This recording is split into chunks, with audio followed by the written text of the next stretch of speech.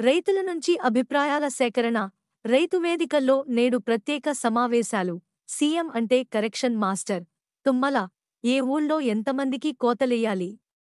ఎవరెవరిని అనర్హులుగా ప్రకటించాలి?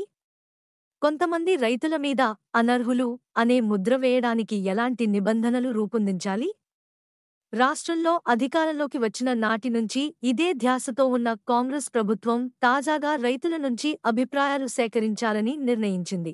వెంటనే రైతు వేదికల్లో రైతులతో సమావేశాలు నిర్వహించి వారి అభిప్రాయాలు తీసుకోవాలని ఇప్పటికే అధికారులకు ఆదేశాలు వెళ్లాయి. ఈ ప్రక్రియను మంగళవారమే చేపట్టనున్నట్టు వ్యవసాయ శాఖ మంత్రి తుమ్మల నాగేశ్వరరావు సోమవారం ఒక ప్రకటనలో వెల్లడించారు.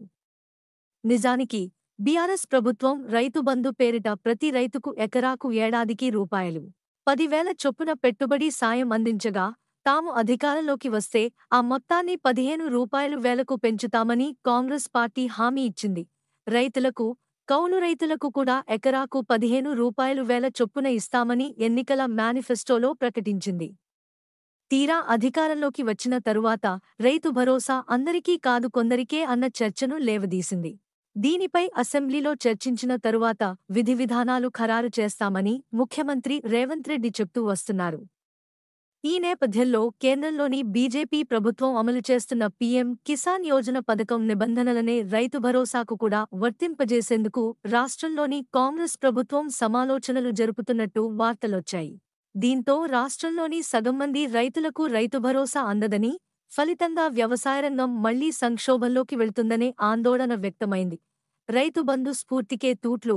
రైతులకు సకాలంలో పెట్టుబడి సాయం అందించి వారిని అప్పులపాలు కాకుండా కాపాడుకోవడం, ప్రతి ఎకరా భూమిని సాగులోకి తీసుకునిరావడం, తద్వారా వ్యవసాయ ఉత్పాదకతలను పెంపొందించడం, వ్యవసాయరంగంలో తెలంగాణను అగ్రగామిగా నిలబెట్టడం అనే మహోన్నత లక్ష్యాలతో కేసీఆర్ ప్రభుత్వం రైతు బంధుకు శ్రీకారం చుట్టగా, కాంగ్రెస్ ప్రభుత్వం మాత్రం ఆ పథకం స్ఫూర్తికి తూట్లు పొడుస్తూ కొందరికే పరిమితం చేసేందుకు ప్రయత్నిస్తున్నదనే విమర్శలు వ్యక్తమవుతున్నాయి. ఈ నేపథ్యంలో రైతు భరోసా అమలుకు విధివిధానాలు నిర్ణయించేందుకు మంత్రివర్గ ఉపసంఘాన్ని ఏర్పాటు చేస్తూ ఇటీవల జరిగిన క్యాబినెట్ భేటీలో నిర్ణయించారు. ఈ నేపథ్యంలో రైతు భరోసా నిబంధనల్లో మార్పులపై రైతుల అభిప్రాయాలు తీసుకోవాలని నిర్ణయించినట్టు మంత్రి తుమ్మల తెలిపారు. మంగళవారం రైతు వేదికల్లో రైతులతో సమావేశాలు నిర్వహించి అభిప్రాయాలు స్వీకరించాలని అధికారులను ఆదేశించినట్టు వెల్లడించారు. రైతుల అభిప్రాయాలను కూడా పరిగణనలోనికి తీసుకుని క్యాబినెట్ సబ్ కమిటీ నిబంధనలు రూపొందిస్తుందని పేర్కొన్నారు. రైతు భరోసాను ఆలస్యం చేసేందుకే సబ్ కమిటీ ఏర్పాటు చేశారన్న బీఆర్ఎస్ విమర్శలను ఆయన తప్పుపట్టారు.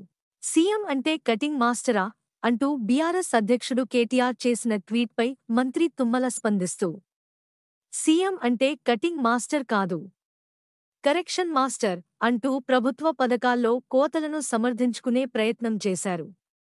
తమ ప్రభుత్వానికి సంక్షేమం, అభివృద్ధి రెండు కండ్లు అని పేర్కొన్నారు.